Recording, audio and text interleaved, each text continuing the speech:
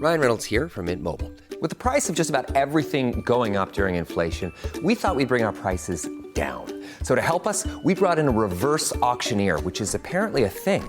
Mint Mobile Unlimited Premium Wireless. How to get 30, 30, bit to get 30, bit to get 20, 20, 20, bit to get 20, 20, bit to get 15, 15, 15, 15, just $15 a month?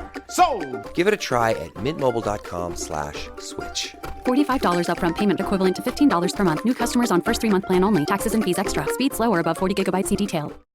Atheists, agnostics, long-haired weirdos, short-haired weirdos, vandals, hooligans. The government, hug the government, love the government, hug the government, love the government, hug the government. Welcome to The Politics Guys, a place for bipartisan, rational, and civil debate on American politics and policy.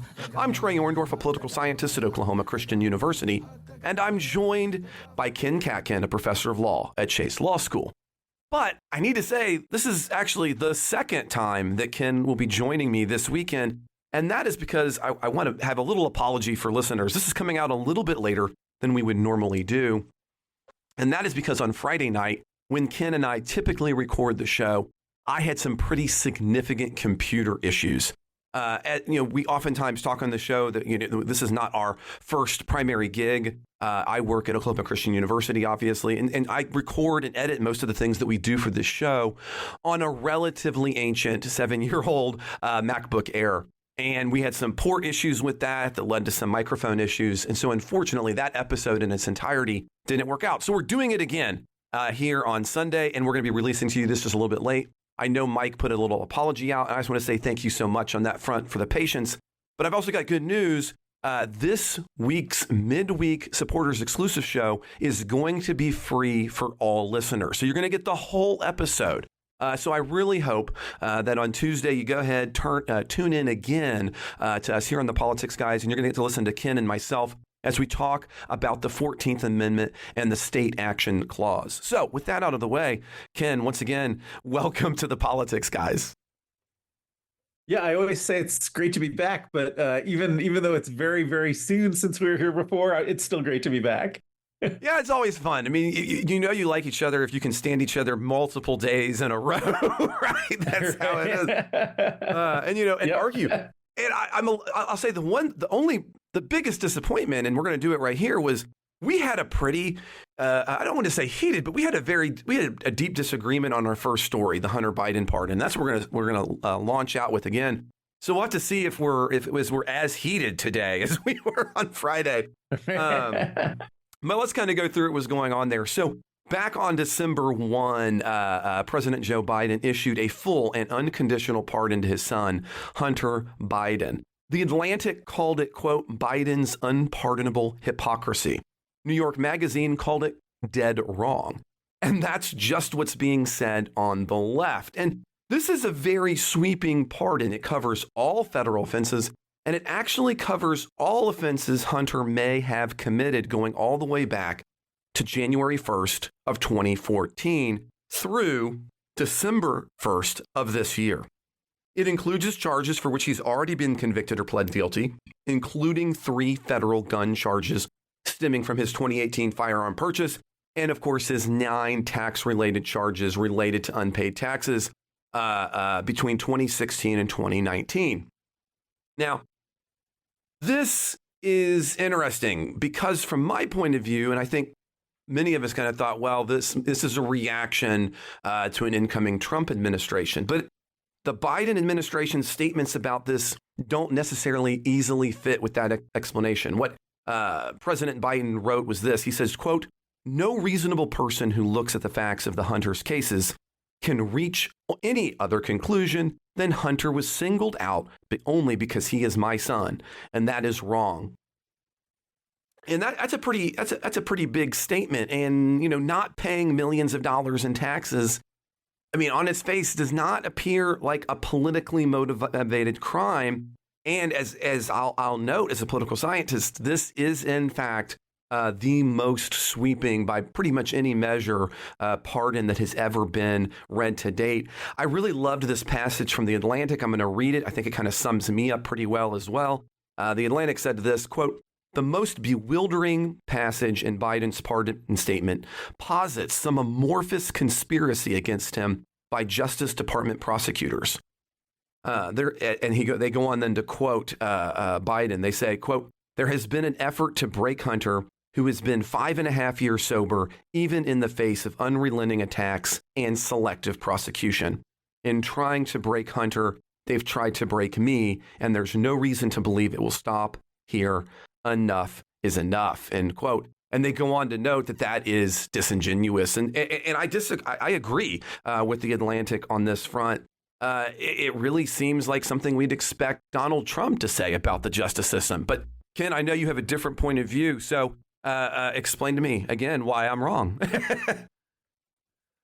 All right. Yeah. I mean, I will honestly say I somewhat agree that the statement wasn't good, that Biden's statement wasn't good.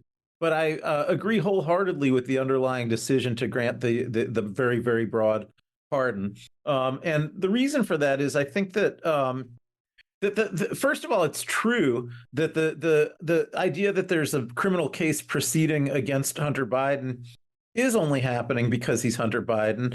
And even though I think he's guilty of the crimes that he's charged with, they are such minor crimes. They're never actually prosecuted. The gun crimes are never actually prosecuted in cases where the gun is never used. I don't think there is another case where that gun crime has been prosecuted in a case where the gun was never actually used. And he only had the gun for 11 days. And then in the tax case, I agree with you. It's a more serious crime, and in fact, one that he pled guilty to, paid fines, paid back the taxes, paid fines, and if it was going to be just left at that, I think that there shouldn't have been a pardon.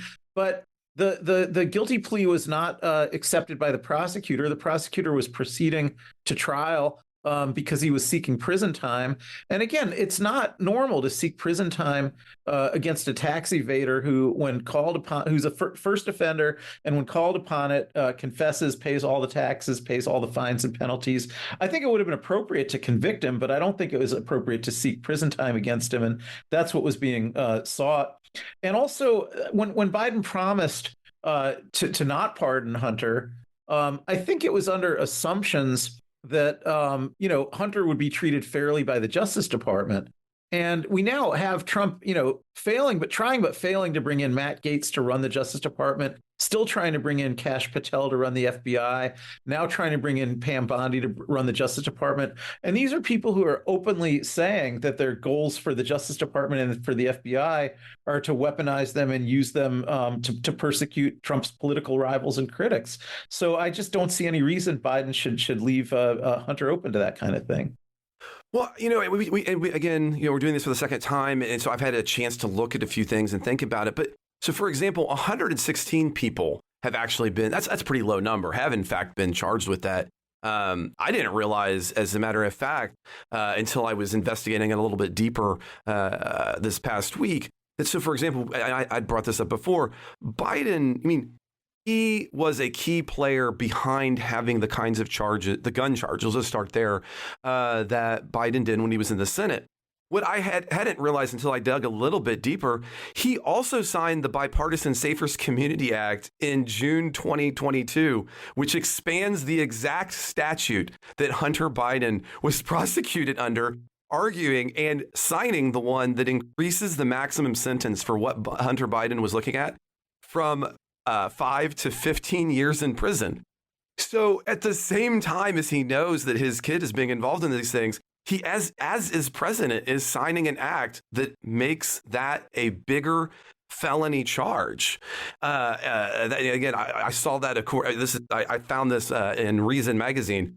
And I went back and took a look at that. And so, again, as we had brought up, we had talked earlier about this, Biden in the Senate was a proponent of this position. And he also signs a bill just a couple of years ago that says, you know what, we need to make this more expansive unless you're my kid.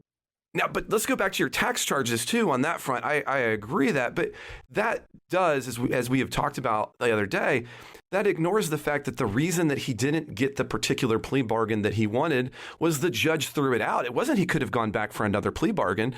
Federal prosecutors were open to having another bargain. It just couldn't include the specific things that his side wanted. So, again, he still could have had the plea bargain on the first front.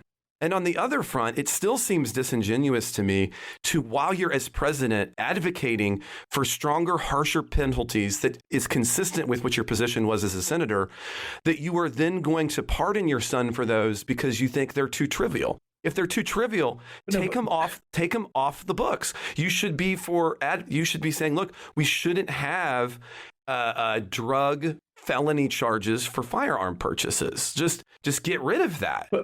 Both things that you said are incomplete in different ways from each other. But first on the guns, there's not an inconsistency between both wanting to have stronger gun control laws and wanting to have ordinary exercises of prosecutorial discretion.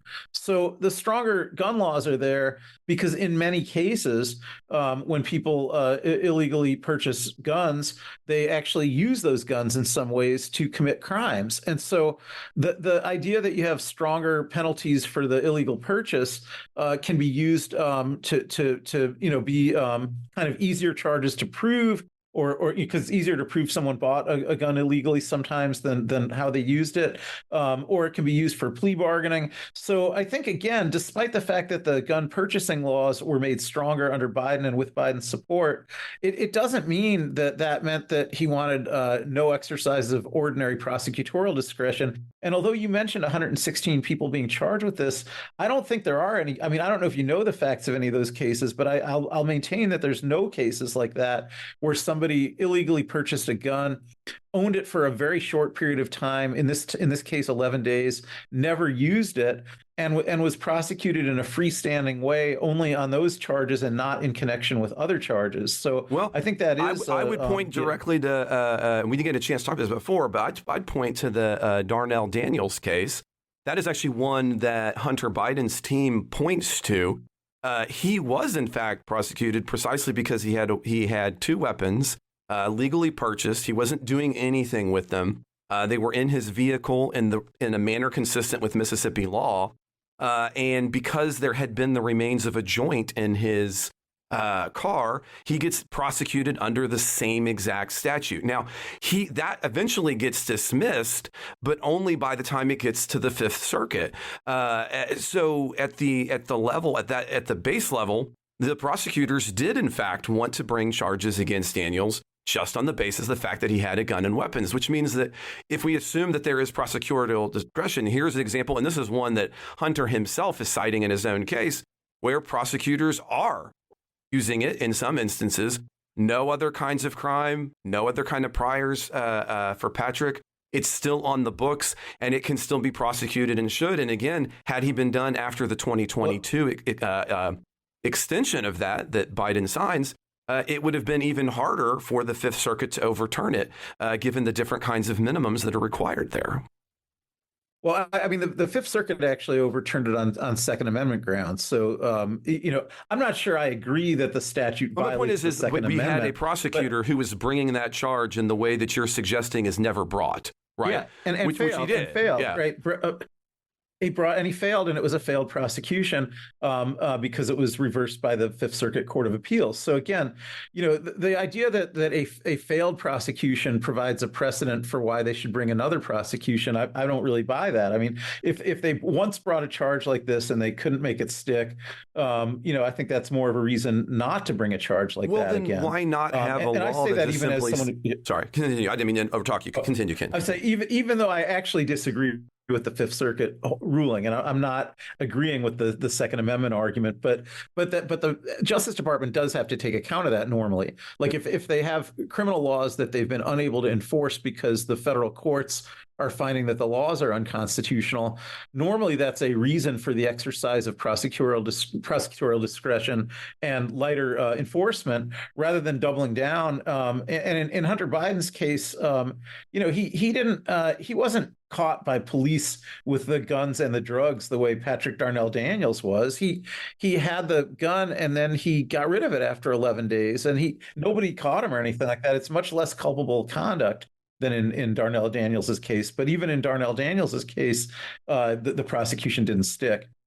And one last thing that I want to talk about on this front, because I do think it's important. again, I am not, and I have been very consistent on this show. I am not a conspiracy theorist, and I recognize that many in the Republican side, we tend to conspiracy thinking, and I'm happy to admit that, right? As a team, I don't think that's particularly one of my issues. However, and I know you have a response to this, but I do want to bring it up because I thought it was an interesting conversation. But it seems also highly weird to me that in this, hey, my son, and you've been admitting all along, he's done unscrupulous things. Just are not illegal. Some of them are illegal. But I'm going to go ahead and pardon him starting at the beginning of his unscrupulous activity. Also just strikes me as a terrible, terrible and hard to take, something that I would expect from Donald Trump and his children, not from Joe Biden and his kid. Yeah, well, right. I think, first of all, and I think part of what we talked about the first time, and it's weird doing this a second time because I feel like I'm responding to some things that you didn't say just now, but you said in the last our first attempt to record it. Part of that is it does seem weird that Biden would be criticizing his own Justice Department, which I think was part of that's part of this argument. You're absolutely right. You're absolutely right. Yeah. Because he's not looking forward and saying, "Oh, Trump is going to." He's looking retrospectively and saying, my Justice Department is corrupt. I mean, those are his words, not mine. Right. Yeah. So, right. So I wanted to respond to that. Because I don't think Merrick Garland was corrupt, and I don't think that Biden is saying that Merrick Garland was corrupt. But I do think that Merrick Garland made what I would consider one error of judgment in the Hunter Biden case, which is, when he came in and he inherited the Justice Department, where the Trump U.S. Attorney for Delaware, David Weiss, had this ongoing investigation of Hunter Biden. This is all opaque and we can only surmise what happened. But it seems to me that what happened is that Garland thought that for Garland himself to pull the plug on an investigation of Hunter Biden would be a worse thing because it's the president's son than to just let it go forward, even if there's no merit to it. And I think he thought, if there's no merit to it, it'll go forward and it'll eventually peter itself out. Now, the problem was, as you pointed out, and I don't disagree with, there is a little bit of merit to it, right? I think Hunter Biden is guilty of every one of the charges that were. Yeah, I think he's guilty of all the charges. I think he's guilty of the gun charges too. So the question becomes more subtle. It's not whether he's guilty or not. If he had truly been not guilty, the thing would have just petered out. But I think the more subtle question is if he's guilty of things that, in the case of the gun charges, I'll still maintain nobody under his level of culpability, someone who had a gun 11 days and got rid of it and never used it and never got caught with it, whether anyone like that had ever been prosecuted under it. And under the tax charges, where he's more, is guilty, and I'm glad he was caught. But under tax charges, you're talking about people, again, the category would be people who are caught, who confess, who pay up the back taxes, who pay up the interest, who pay up the fine. I still think it's probably right to convict people like that if they actually cheated, but I don't think it's right to pursue prison time against someone in that situation. I don't think that's commonly done. And when you talked about the plea bargain falling apart, the very reason it fell apart is that David Weiss tried to deceive Hunter Biden about what the consequences of the guilty plea would be, and that came out at the plea hearing. That's the reason that the judge rejected it. Is that they asked Hunter Biden. The judge asked Hunter Biden, do you understand the consequence of your pleading guilty? And he thought he did, and he said yes. And then the judge said, do you know that if you plead guilty to these charges, there's other related charges that are probably still going to be brought against you? And Hunter Biden said, you mean from the exact same set of conduct? And the judge says, yes. And Hunter Biden says, no, I didn't know that. I thought we were resolving this. And, just on the tax issues. And the judge said, no, that's not what the plea agreement says. But somehow that's what David Weiss had led Hunter to think that the plea agreement said. I'm going to pause you there. And I hear that on part. Yeah. However, Hunter Biden is not some penniless individual walking into this room. There is no universe in which he did not have two lawyers looking at these agreements. And so the way you're setting this up is kind of like Weiss is over here and you've got like, no money, no lawyered Hunter Biden over here, and he just can't possibly understand these things.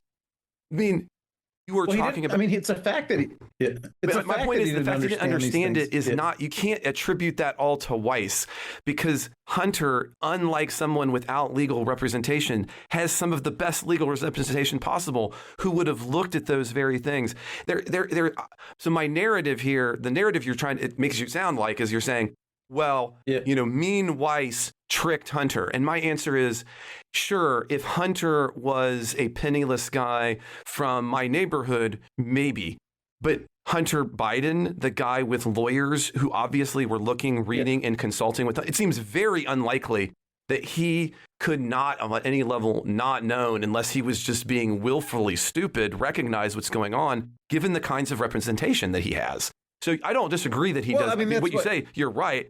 But that kind of narrative of, mean Weiss tricked him. Okay, again, if you don't have high powered lawyers, I absolutely believe that narrative. Not like this, though. What do you think? Yeah, but it's normal, when there's a plea bargain that, if there's one set of conduct, like in this case, he cheated on his taxes, he was caught for it, he's pleading guilty to it, that the plea agreement will resolve not just the present charges that he's pleading guilty to, but also, the idea that he's going to be charged under different statutes for the same conduct. And so, I don't know exactly what the course of communications was between Hunter and his own lawyers, and maybe it should have been better. But it's a fact that when he walked in there, he revealed to the judge. The judge always questions anyone giving a plea agreement to, do you understand what's going to happen? Right, do you understand the consequence of this? Yeah. And it transpired that he didn't. And when the judge explained to him, no, this will settle these charges, but, you're still going to probably have other charges brought against you by David Weiss related to these same set of taxes. And, then, of course, he didn't want to give the plea agreement. So, I think it's not so much a question of, why his lawyers didn't explain that to him as a question of that was the reality of what was on the table. And it was inevitable that plea agreement would collapse, because who would take a plea agreement like that where you're pleading guilty to something and then you're just going to be charged with it anyhow?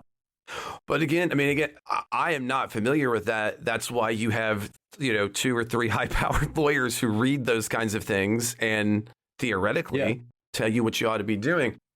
But in that kind of notion, I don't feel a particular sympathy for Hunter as, being duped is what I'm saying there. I don't think he can be duped. And then fair enough. One other point I want to bring out, which I'm weird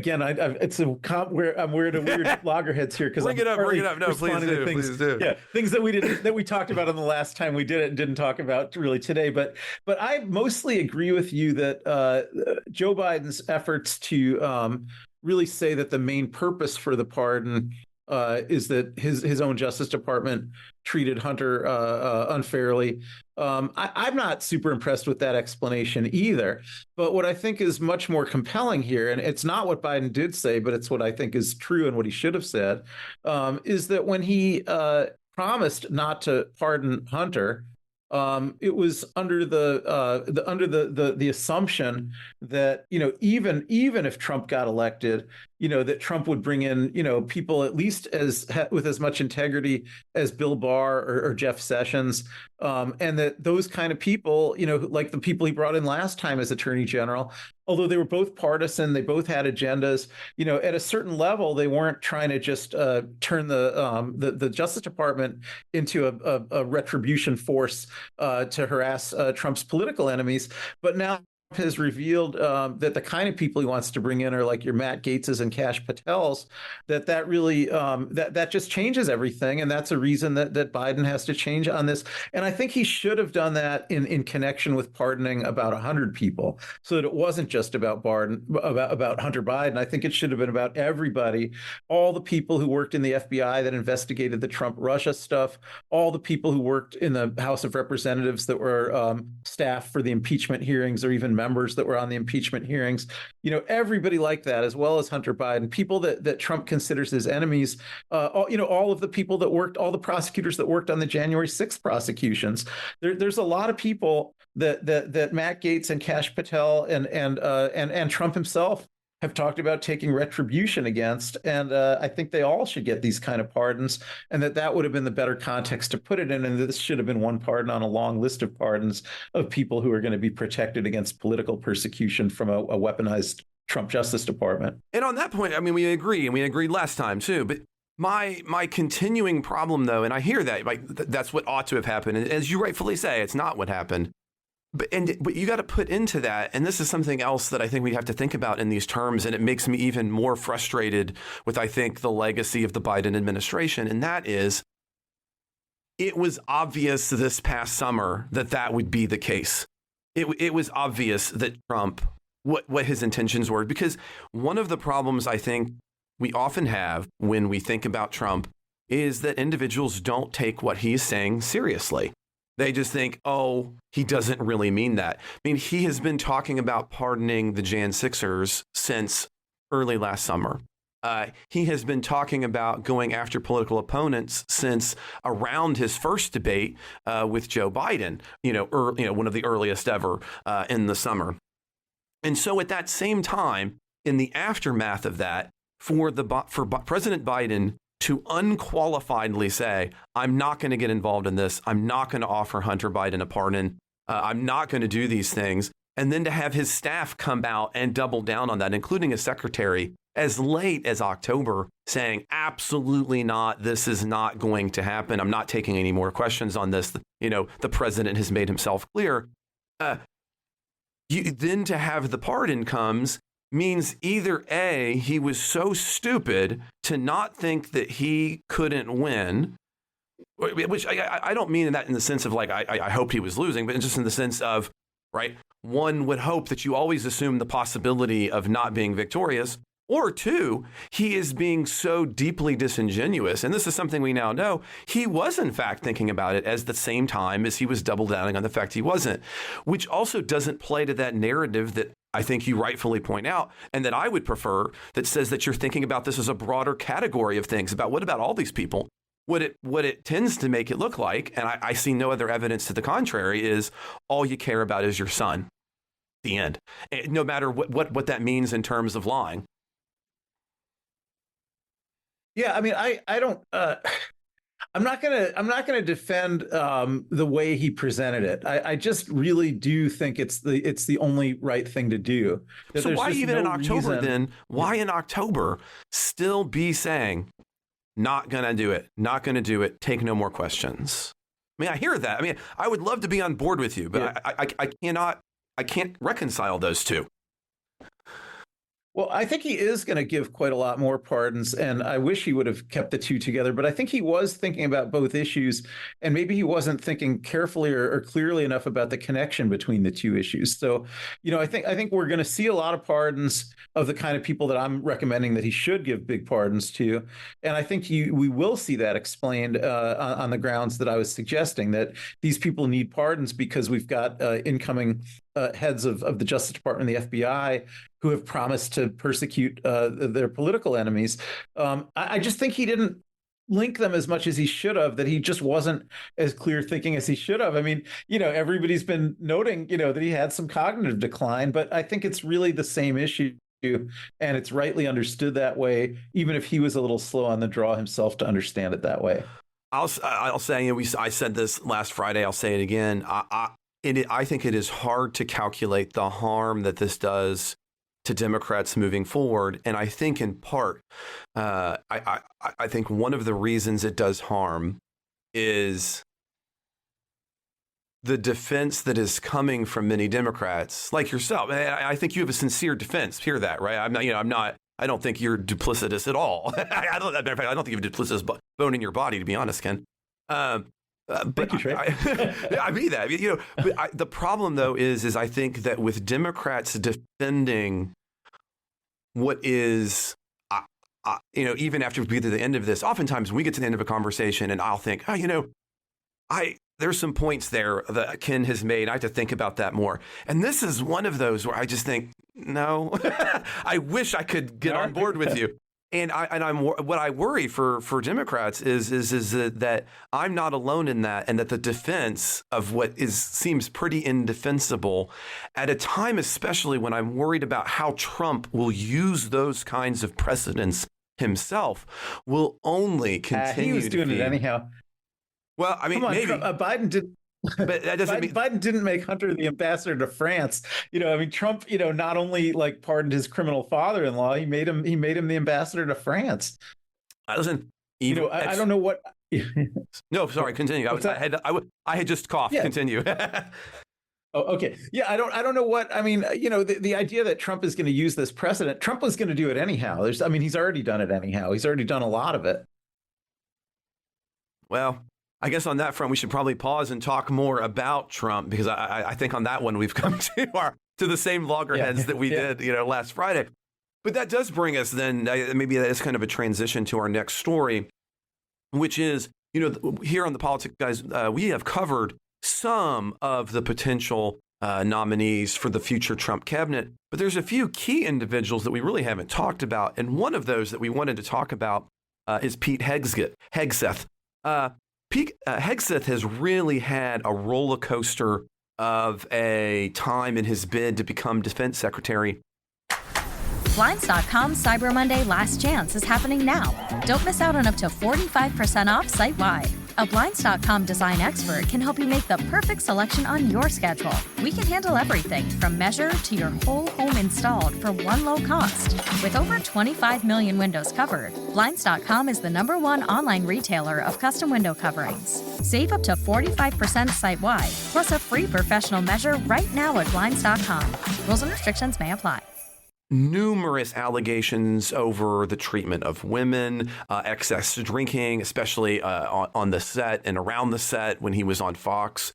As a matter of fact, this kind of really terrible letter from his mom about his abuse of his first wife and their fallout, although she has kind of come back around to try to support him now.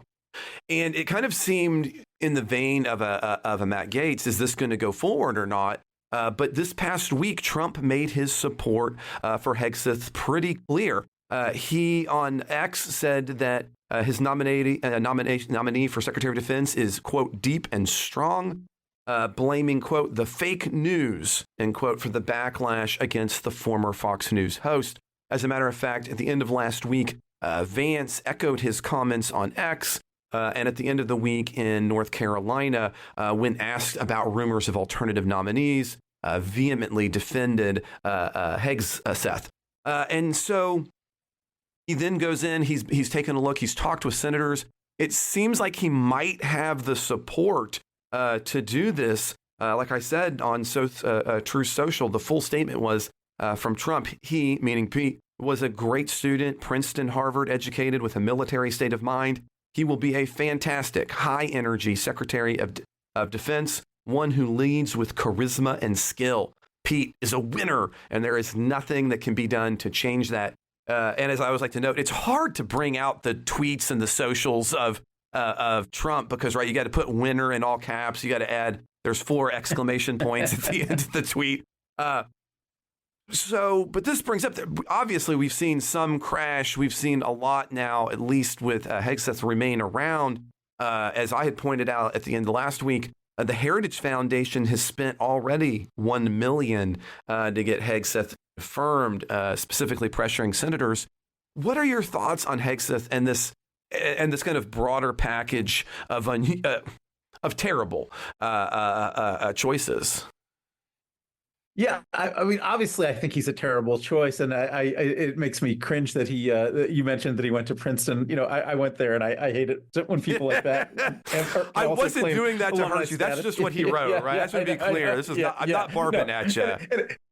And actually, I always find it amusing that Trump, although he's the leader of the Republicans, he never quite got the memo that, if for most rank and file Republicans, it's actually they're supposed to be bashing Ivy League colleges. They're not supposed to be celebrating the fact that somebody went to an Ivy League college, right?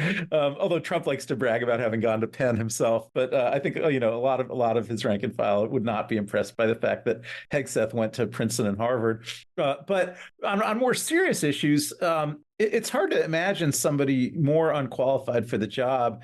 And it's both from being an alcoholic, from being a serial sexual harasser, from having had problems at pretty much every job that he's held, from having we didn't even mention the potential issues with white nationalist connections and tattoos and security concerns. Yeah, I mean, I don't know the whole thing with the tattoos, and I don't feel comfortable to comment. I don't know whether those are white nationalist tattoos. I know he's claimed that they're not, but certainly he's been implicated in being involved in some white nationalism, although he denies it. And that I think is a little more opaque to me. But he's never had any experience running any kind of organization really, and now he'd be running basically one of the largest organizations in the world, and it almost seems like the purpose of the nomination is to be transgressive in all kinds of ways, including against the Senate, against the Republican Senate. I think just like with the Gates nomination, which didn't go through, I think 99% of the people that Trump could nominate would just sail through a Republican Senate because they're looking to confirm his nominees. But I think he's particularly trying to find the people that some Republican senators will not want to confirm, just so that he can kind of bring them to heel and establish dominance over them. And so, part of what he's doing is trying to, establish by the worst possible nominations, this idea that, the senators have to do what he wants them to do. And I think that's part of the purpose here. Well, and one of the questions that I want to ask you, again, in a way, is one of the litmuses that I think looks to be important. Now, I was curious on your take, was, Trump made very clear that he did not want the Senate to do its normal process of vetting, right? He wanted recess appointments, and either directly in the sense of the Senate being willing to recess, or potentially through a unique constitutional mechanism whereby the House, with the help of a President Trump, could put the Senate into recess. However, to this point, of course, and Hegseth is a good example of this, right? He is still meeting with senators. That is clearly what tanked Gatz at that juncture. What do you think the likelihood is that we see that kind of nomination process? In other words, a first of its kind. Yeah. Right. Let me first address, why he was doing that, and second, the likelihood. So, I think that's part of the picture that I was just trying to paint. That he wanted to pick nominees partly so that it wasn't it was a feature, not a bug, that these are the best, the closest he can come. If there's any nominees that are not confirmable, it's these nominees. If there's any Republican nominee for Secretary of Defense that might not be able to be confirmed, it's someone like a Pete Hegseth. And then the idea of demanding the recess appointment is essentially to acknowledge that, to say, look, I'm giving you a person that is not confirmable, but I want to establish so much dominance over the Senate that I want the Senate to say, okay, if there's a person that we can't confirm, then what we'll do is we'll just adjourn and let the president give him the recess appointment. And that's really a way of kind of teaching, lessons in dominance or compliance to the Republican senators. So I think that the recess appointment scheme was a big part of that telling them, you have to do what I say, or even if I find something that I'm saying you have to do that you just can't do, then you have to get out of the way and let me do it anyhow. But in terms of whether it'll happen, I think there was a serious chance that it could have happened, depending on how the election went. But I think that's all over now, because the Senate, when they opted to elect Thune rather than Rick Scott, who was Trump's choice to be majority leader, part of what I think the Republican senators were voting for was someone who would, maintain the Senate's institutional role and wouldn't just, roll over and get out of the way. And then there's this kind of alternative way that it could be done in the constitutional, though this has never happened, where if the House asks for a congressional adjournment and the Senate says no, and so there's a disagreement about whether Congress should adjourn, the Constitution says that the president can resolve that disagreement. So it was theoretically possible, though this has never happened, that if the House voted to adjourn the Congress, the Senate said no, Trump could break the tie. But I think that can't happen now either because the margin is just too tight in the House. And you had a House that, in the last Congress, the Republicans had such a thin majority and so much contentiousness within their caucus that they literally couldn't vote to sign their own paychecks or keep their own lights on. And those kind of things needed to be done always with Democratic votes. And now they've got an even thinner majority. And I just can't see that they could, get absolutely every single Republican in the House to sign on to a scheme like that, which is what they would need. So I think that can't happen under the way because of the way the congressional elections turned out. So then what are the real likelihoods in the Senate? And, and this is something we had talked about, we'll need to talk about again here, of so for example, the other one that we had brought in is a Kennedy, right, leading health. So you got Hegseth in defense. Are there the votes then in the Senate to get those kinds of individuals through? Because one difference here between the Gatz and the Hegseth nomination is it was pretty clear that Trump had tacitly withdrawn his support in a way he has doubled down here so far, which seems a little bit unique to the first circumstance. Yeah, I think the question of why did the Gates nomination get withdrawn, but the Hegseth nomination not get withdrawn is that's basically what you were just asking? Absolutely. Yeah. So I think. Yeah. So I think, it's been reported that Mitch McConnell told the Trump people there are 6 firm votes against Gates. He can't get through. And then Gates was withdrawn. Now, I don't know whether or not the same kind of communications were made about Hegseth. I don't know whether there are. There would only need to be 4, but I don't know whether there are 4 firm votes against Hegseth or not.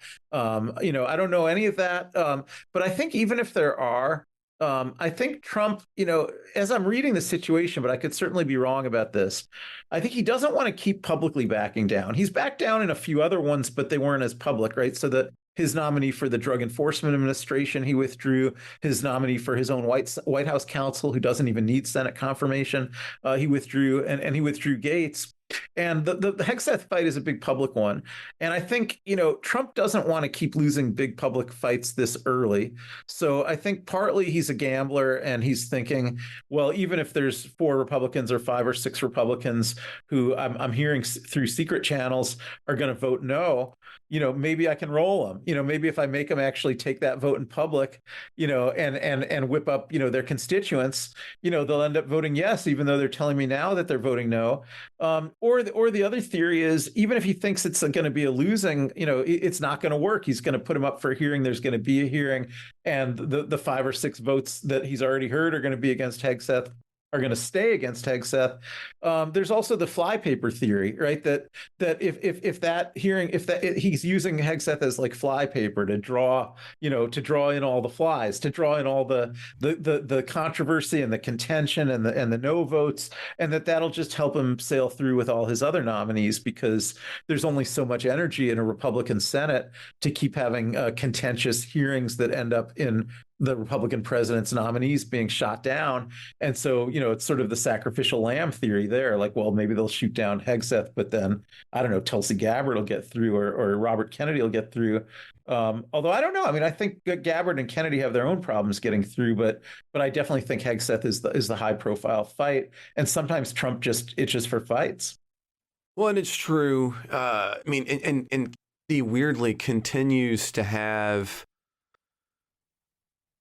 He is popular in different ways that say Gabbard and Hegseth are not, right? I mean, I don't like it particularly, but I can recognize it. Yeah, Kennedy has his own constituency. He had about 5% of all the voters in the country that would have voted for him for president. And he also, gets some positive comments from people outside the Trump bubble. Well, even on the left, I was thinking, like, I don't know if you noticed, like Colorado, right? Yes, exactly. Yeah. And there was there are several kind of health organizations on the left, because this is another weird one. We didn't have a chance to talk about this last go round. But, people forget that the initial kind of push for what we think of as being kind of weird, conspiracy medical science, it initiates on the far left. And so there's the initial anti-vaccine, vaccines cause autism was it was a left organic movement. It's one of the ones I've actually read about. This is really kind of unique. And that's where Kennedy kind of starts in it, right? That kind of left position. And then it's post-COVID that it makes this kind of switch, and it becomes a political rallying cry for the right. But it's not like those left people completely went away. And I think that's part of why he continues to be popular, is they're still hanging out. They're just not as loud. They're not as prominent. Those kind of the left conspiracy around health, especially vaccines. Yeah, I mean, I think vaccines, did start out as a left movement, anti-vaccine. There were measles outbreaks in California, in liberal communities in California, where everybody was supposed to be getting vaccinated for measles. But that was all before COVID. I do think that issue has shifted some, and most of the anti-vax energy in the country is now on the right. But I think another thing that Kennedy brings that has some appeal to the left, and this is what I think Governor Paulus of Colorado was talking about, who's a Democratic governor, is that he's very anti-big pharma.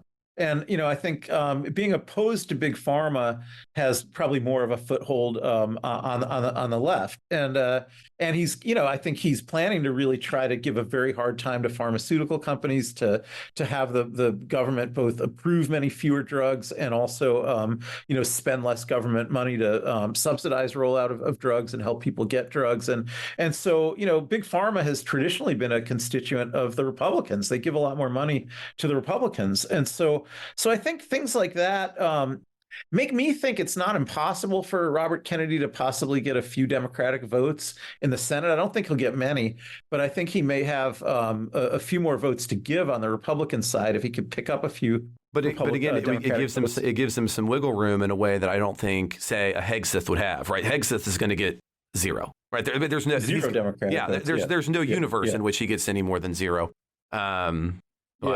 Well, let's pause on that. I think that's right. So I think, finish that thought. I think Kennedy has a chance to make it through, because I think it's not a certainty that every Democrat will vote against him, or even if they do, I think the Democrats will kind of sort of be hoping that Kennedy gets in there, because they'll see him as a chaos agent within the Trump administration that'll cause problems for Trump. And I think that's a little different. I think with Hegseth, there's genuine dread on the Democratic side. Like, we don't want this guy in there. He's going to do terrible things. Whereas with Kennedy, I think they think it'll be a clown show for a month or two until Trump fires him, and so there's less at stake, really, Well, and I'll be honest, and this is something that this is how we kind of ended last time as well, but I think it's a really excellent point. And that is if I was working for Democratic senators, my goal right now, I wouldn't be arguing against Hegseth. I wouldn't be arguing against anybody precisely. I would want every single one of those suckers to come up, and I would want to give them the most thoughtful but low-key questions, just so that they sound like complete idiots. And I would want to then hold every one of them to the fire. I really think that would be the strategy here. If you're a Democrat, the worst thing you can do is try to get crazy on a crazy. The best thing you could do here is say, I'm going to look calm and let your crazy shine. You're the straight guy, right? Your crazy is going to shine because I'm going to set you up to be crazy. Yeah. And I think you're right. I mean, so again, in all honesty, I wouldn't want any of these guys to get withdrawn in advance. I'd want them all to come. Bring every fly paper you can have. Yeah. And I think the thing about Hegseth is, if you imagine Hegseth actually getting in, it's going to cause enormous trouble in the world. I mean, we could lose the NATO alliance and things like that. Well, listen, so there's a lot at stake there. I don't disagree, but I guess my problem though is I think sometimes this might be the in party, out of party kind of question. I don't think there's anything that if there was something Democratic senators could do to honestly stop him, I'd say, okay, that's what you got to do. But they're not really in that driver's seat. I think the best thing they can do for either that or for harming Trump is to make that crazy apparent. And that might be the way you might, stop a guy like Hegseth. But again, I agree with you. I'm not suggesting like, oh, yay, let's be happy about it. But what I'm saying is I don't think right now yelling about how much he is not qualified, which he isn't, and that he might destroy things like NATO, which he will. I don't know if that's the most effective use of time. I want him to get all the airtime. I want that. Does that make sense? Yeah.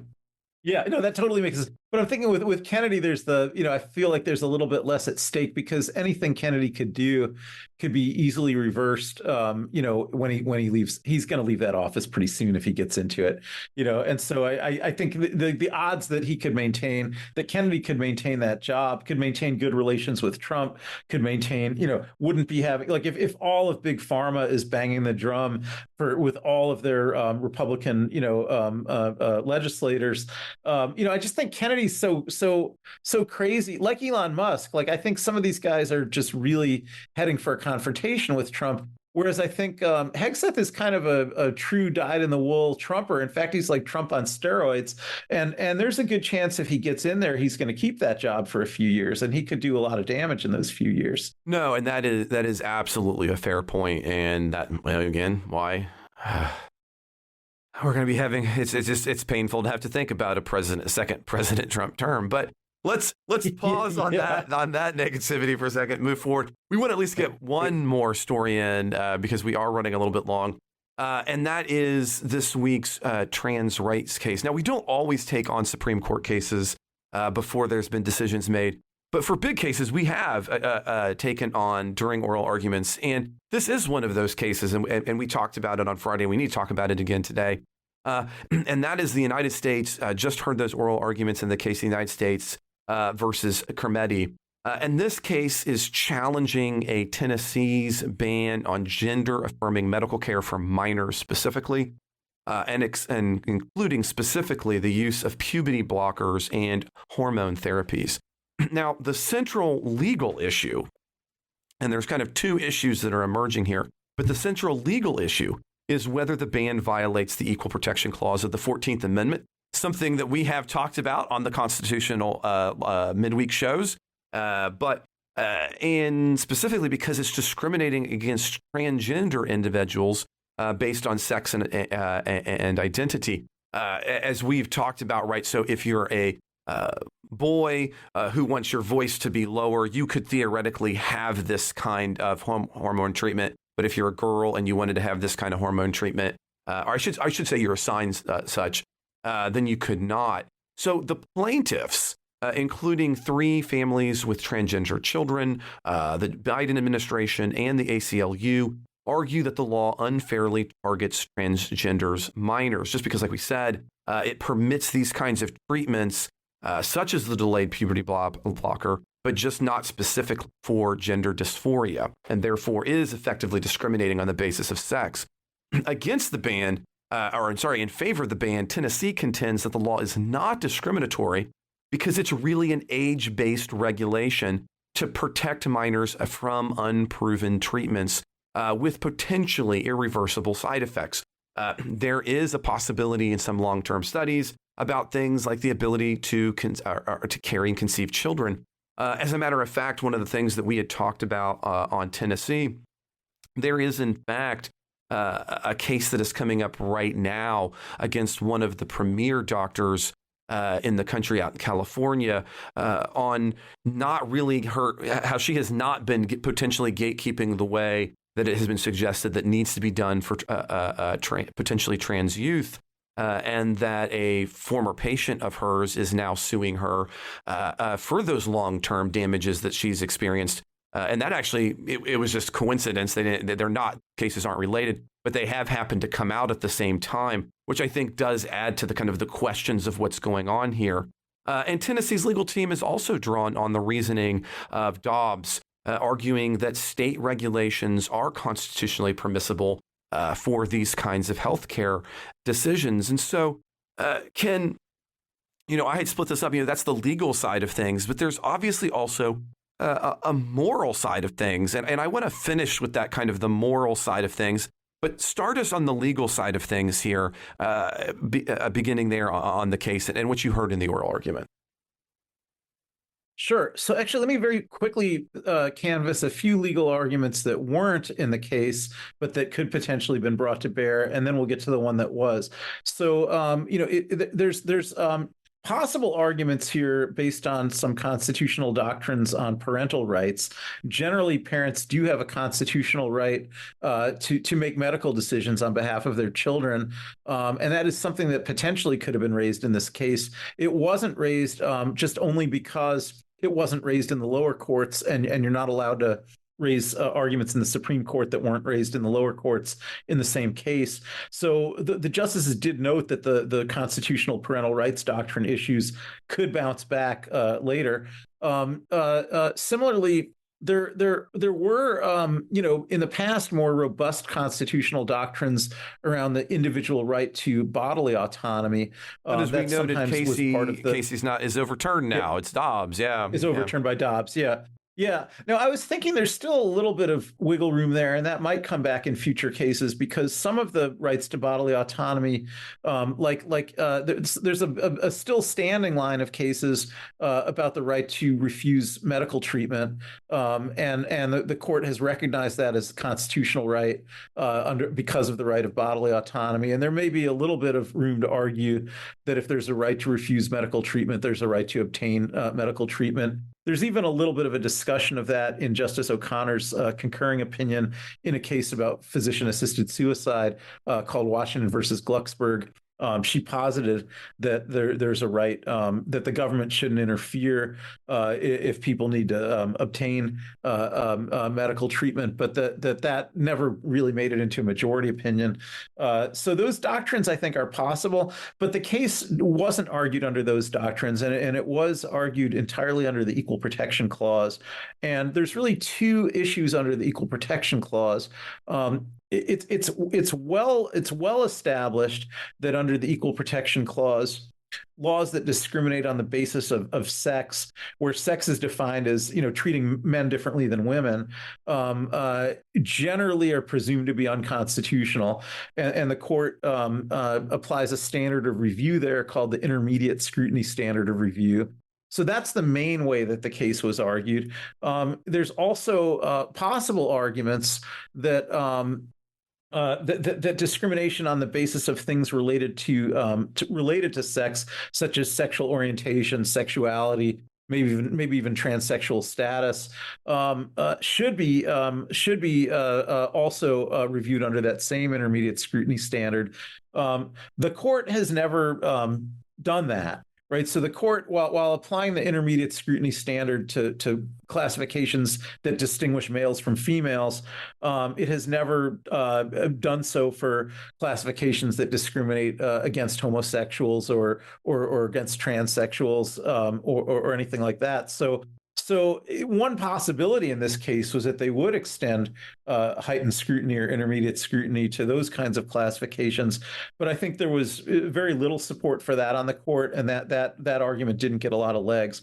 So where we finally get to where the real argument was, and you foreshadowed this already, it was all within that framework that, well, if you have a law that distinguishes between males and females, that kind of law is ordinarily presumed unconstitutional under the Equal Protection Clause.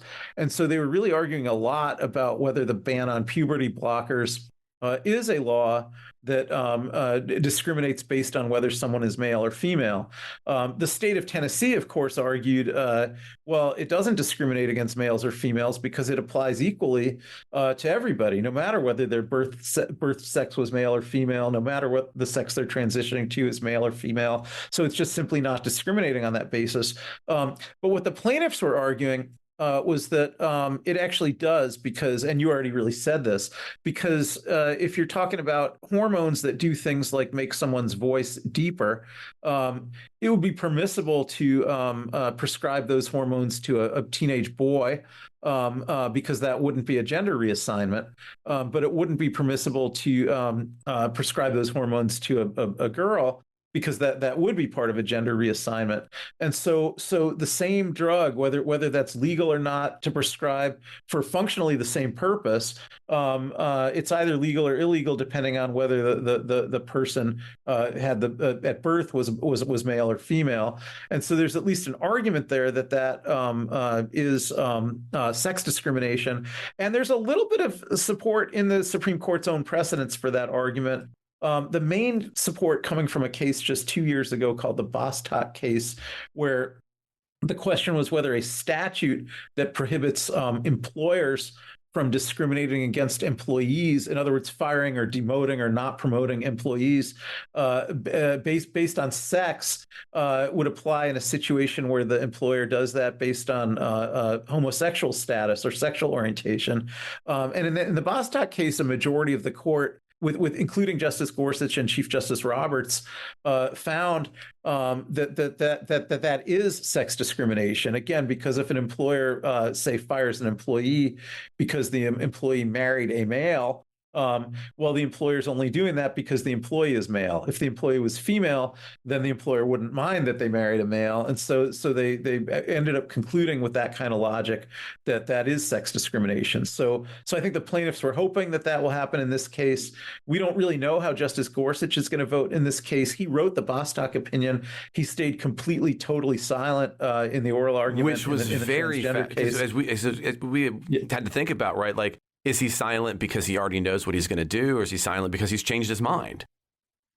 Yeah, it's just hard to know what he's going to do. I think Roberts, who also voted with Gorsuch and with the three Democrats in the Bostock case, Roberts was fairly active in this oral argument, and I think he was basically signaling that he's returned to the conservative fold here and that he's not going to consider this to be a sex classification. So I think most people listening to the oral argument are predicting that the Tennessee statute will be affirmed by the court by at least a vote of 5-4 and maybe a vote of 6-3, depending what Gorsuch does. Gorsuch is the only one of the 9 who might possibly cross the partisan divide here and go the other way. I think everyone else is going to vote true to partisan form, probably.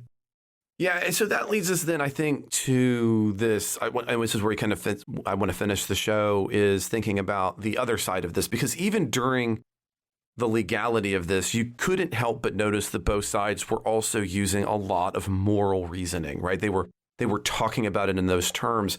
As a matter of fact, I listened and watched May's live stream of the oral arguments. Mailman is one of our other politics guys for first-time listeners.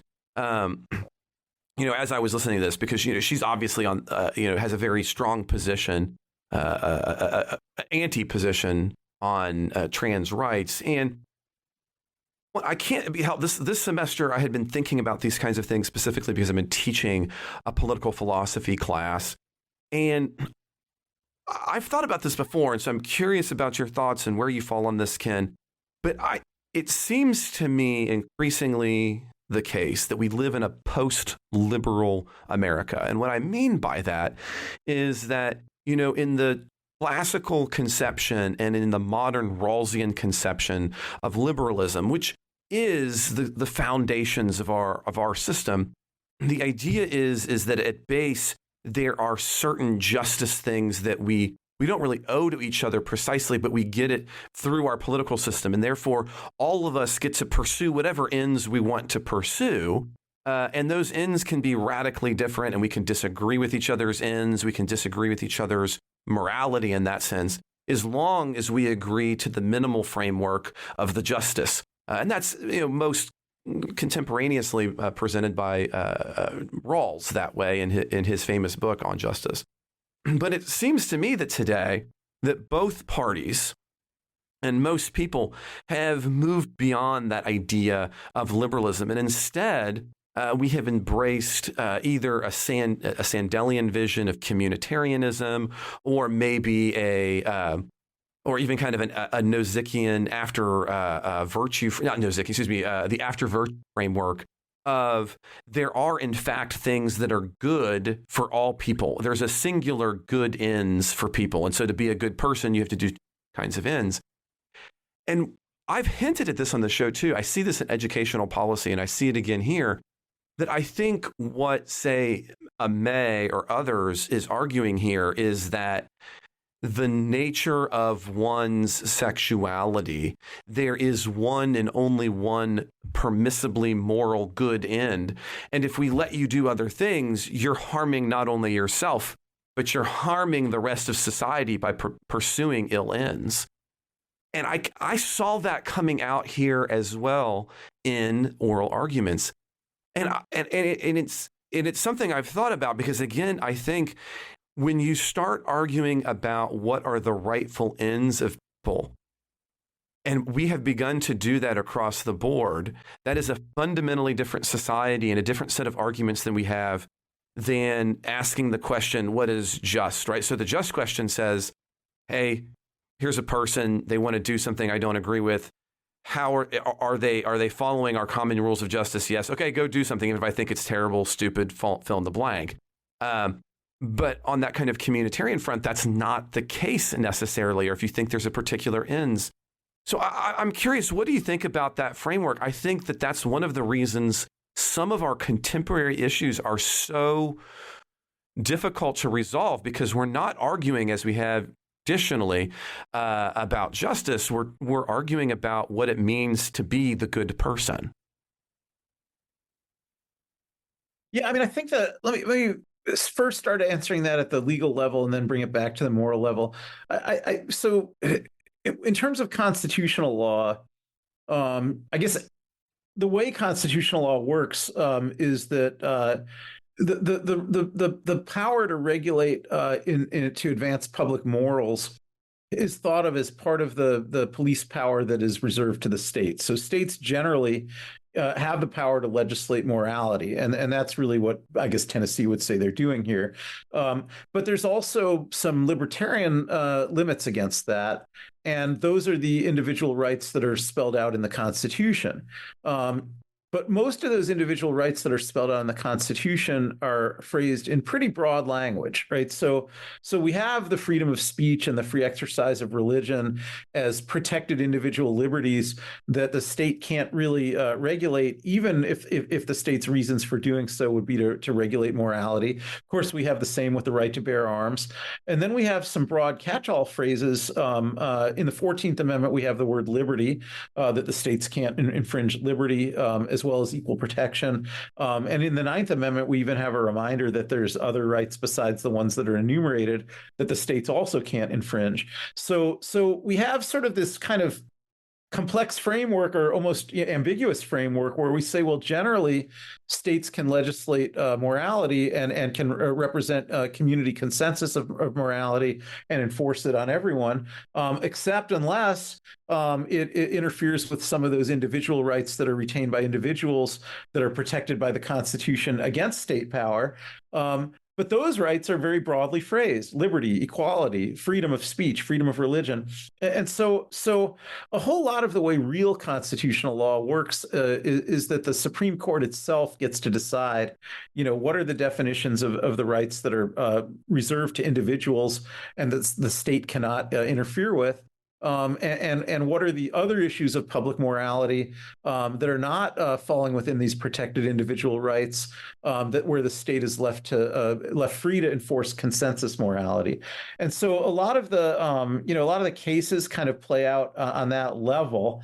But yet, and this is where I'm coming back around to what you were talking about, there's actually no accepted methodology for how a court could draw those lines, and every justice on every court basically does that based on their own conceptions of what's the right allocation. Like they always, say, well, the states can regulate morality in ways that I personally think are beneficial to society, and individuals get to maintain individual rights against the states, where I think that those individual rights are more important to society, and that's what's always done. So the question always does, the question of whether we've got something that's part of the state's police power to regulate the public morals, or whether we've got something that's an individual right that's protected by one of those broad libertarian phrases of the Constitution against state interference, is really, it can't come down to anything other than the justice's personal preferences. It never has.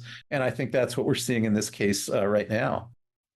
I hear that. Well, and this isn't going anywhere anytime soon, because as you rightfully pointed out, the likelihood is no matter what the decision is, it'll then have to go back to the trial court, and there's a possibility of new arguments being raised in that new framework set by the Supreme Court, and therefore it is likely that we get a second case for this, as I understand it. So. And I gotta say, I think there's even a little bit of likelihood that some of the justices may change their mind when it comes back as a parents' rights case, because I think what you have in the equal protection context here, and what we were seeing, is that essentially all, or maybe all but one of the conservative justices, but at least 5, are not open to the idea that transgender teens are people who need to be treated equally with other people. They just don't see them as a group. They see them as they're not a necessary protected group. In other words, in the words of they see it as a choice. They see it as like, well, these are just people making one choice, and just the same way. The state could regulate and say, well, the kid can't, have a machine gun, or a kid can't take heroin, and some kids might say, but it's part of who I am to take a machine gun, or it's part of who I am to take heroin. I'm a drug addict. I was thinking of tobacco, but I like how you went straight to heroin. Yeah. I think the court is looking at it as almost that ridiculous, right? And the court is just, really, ridiculing the transgender people and saying, your claim is no more serious than those kind of claims, that this is not something that's part of who you are. It's just a choice that you want to make. And we're not going to let you make that choice. I think that's kind of how they think of it. And so it's really a non-starter with them to get them to think seriously about the idea, well, maybe people are born this way and this is who they are, and they can't choose it, and they can't change it.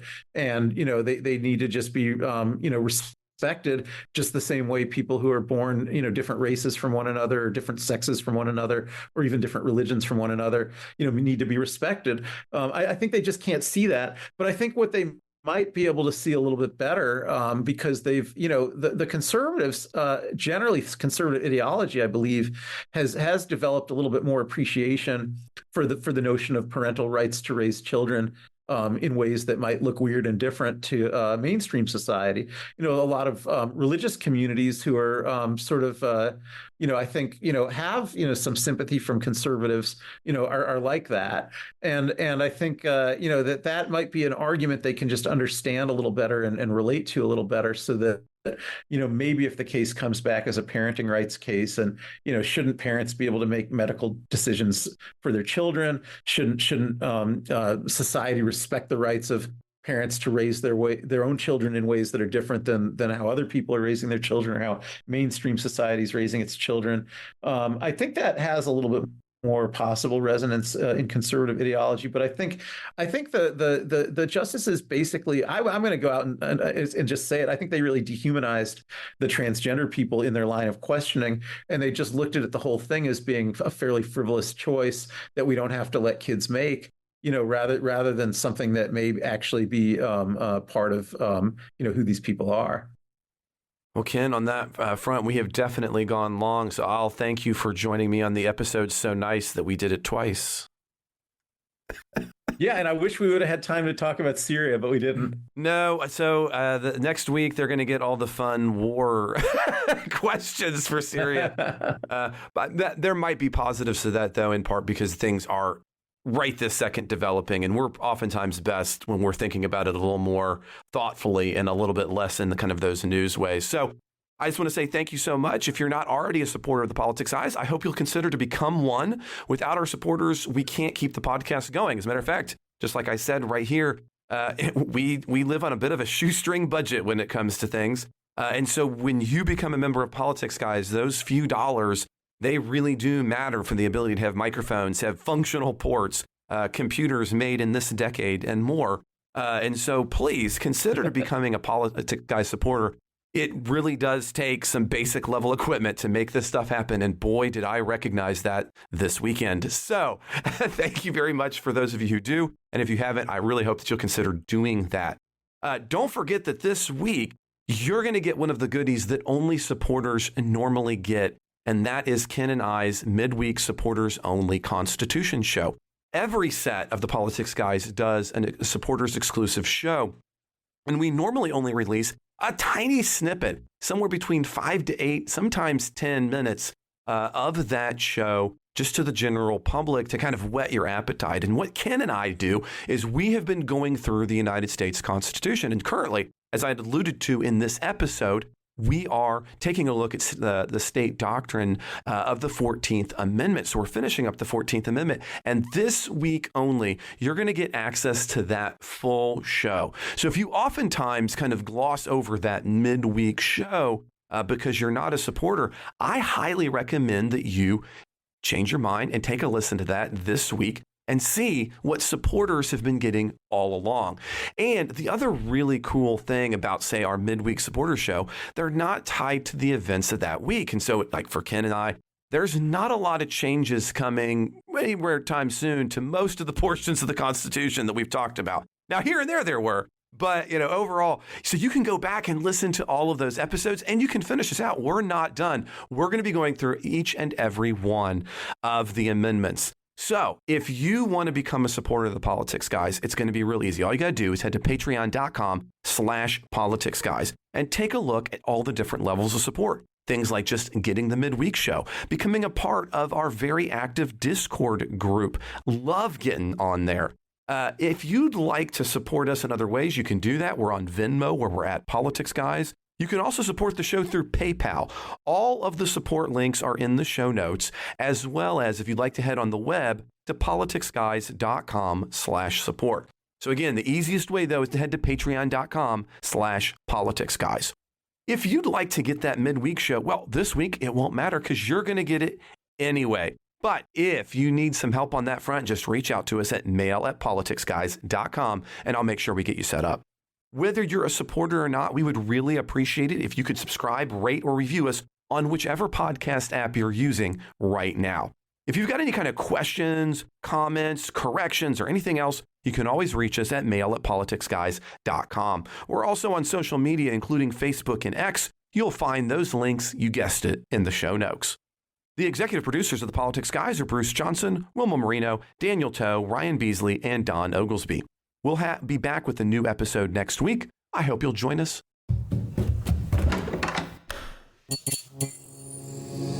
This podcast is part of the Democracy Group,